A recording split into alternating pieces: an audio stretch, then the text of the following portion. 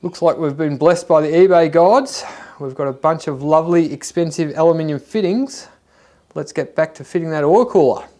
So as you can see, it was a pretty good guesstimate about where that fitting would end up. We could get away with it. We're fairly close to the engine here, and we've got a bit of extra space to the chassis rail. So I think it would be best to move the whole oil cooler 5mm that way across to the chassis rail.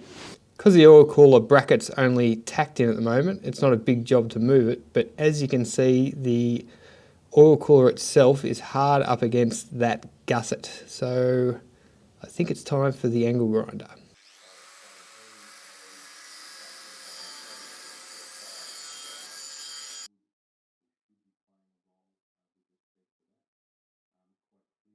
So with that chassis modification complete, we can now permanently fit the oil cooler, but we're not going to do that.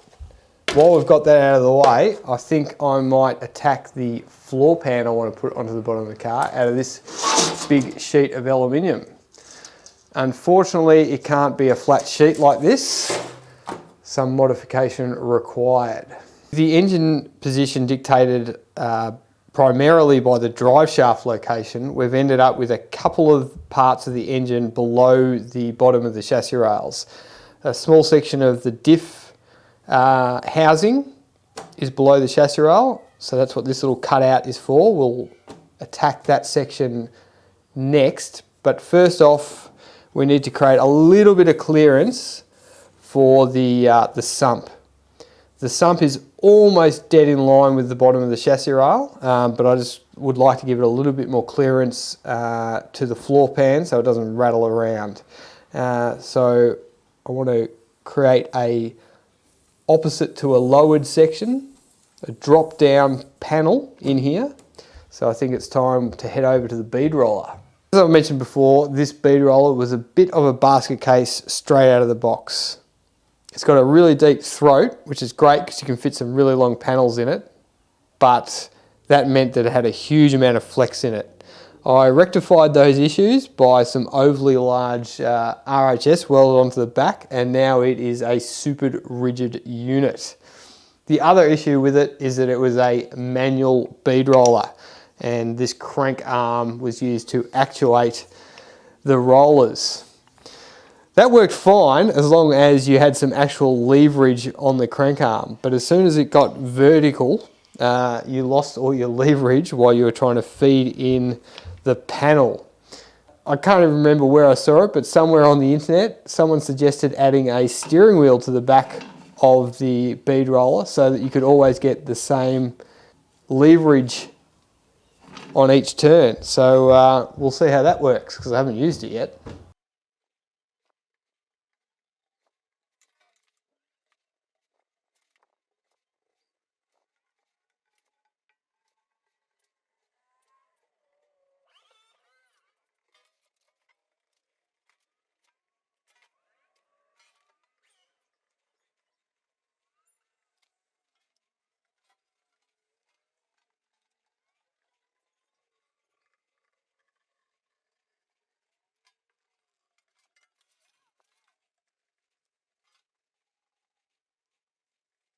So that's worked out reasonably well. The panel's still got a bit of a warp in it, but I think I can manhandle it back into shape. Next job is to finish off the pocket for the clearance to the diff casing. Need to fold these two flaps down. Oh, I've got the panel around the wrong way. Whoa, that was pretty close. Now that I've got the panel the correct way around, I can bend these flaps down to create the clearance for the diff housing. Obviously can't fit it in the bender with this sort of bend, so I've clamped it to the bench with this bit of RHS and a bit of angle line to make sure I get pressure on the actual part I want to bend, and I'm going to use a gigantic hammer and a bit of wood.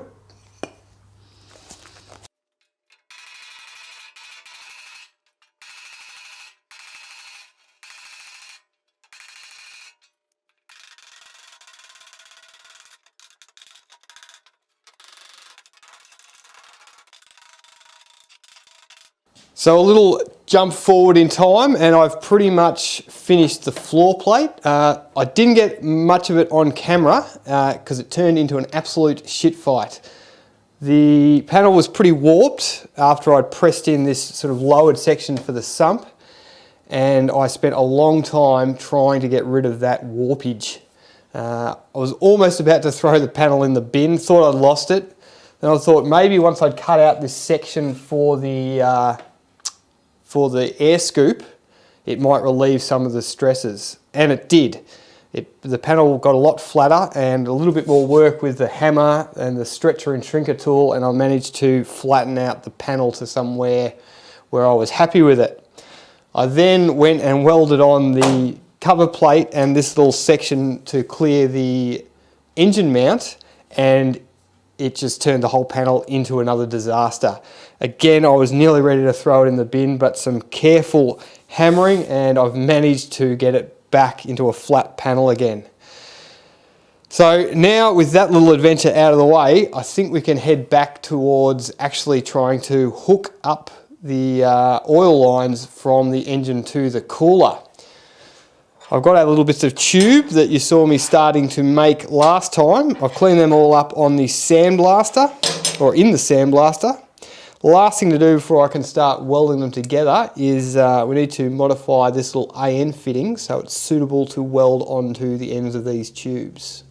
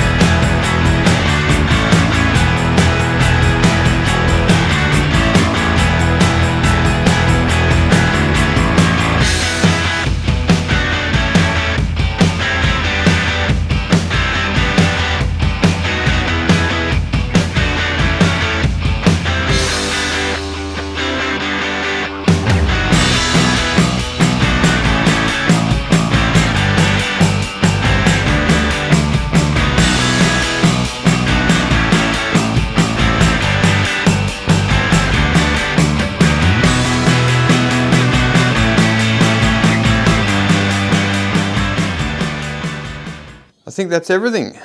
Better make sure it fits.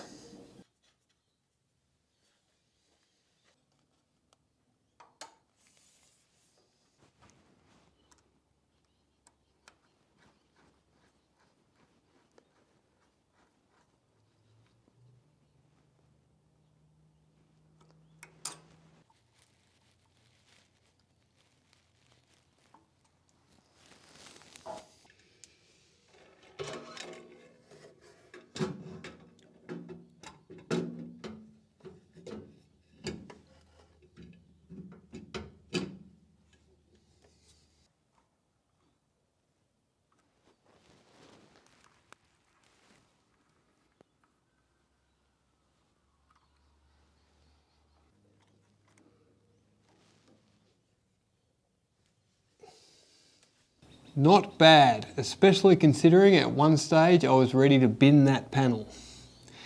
What do you reckon? Time for one more job?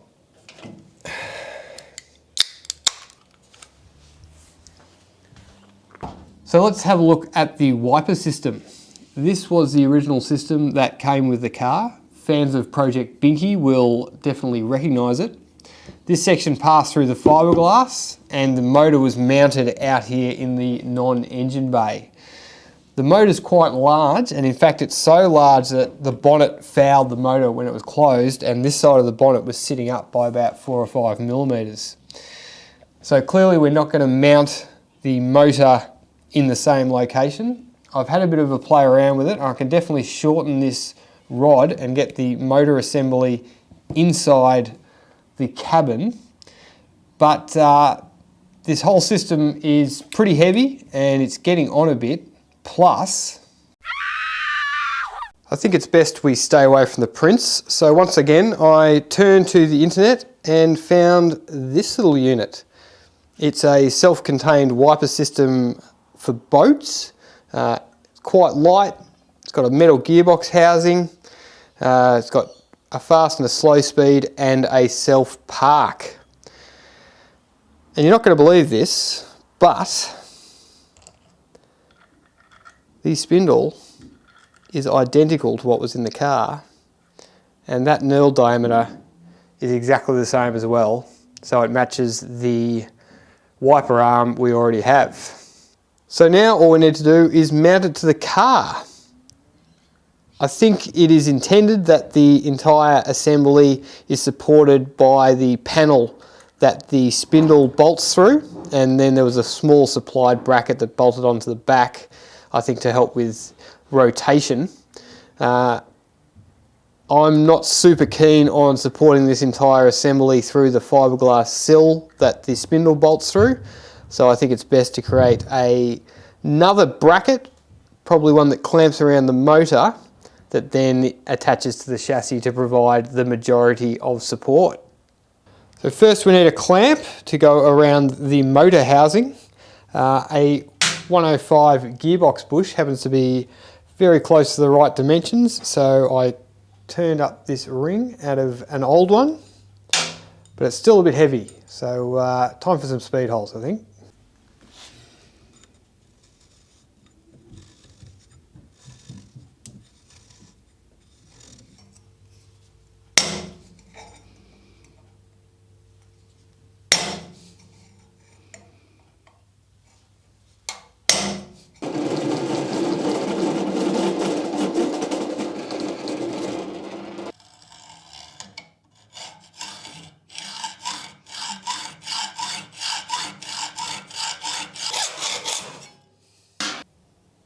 Well, that was easy, but does it work?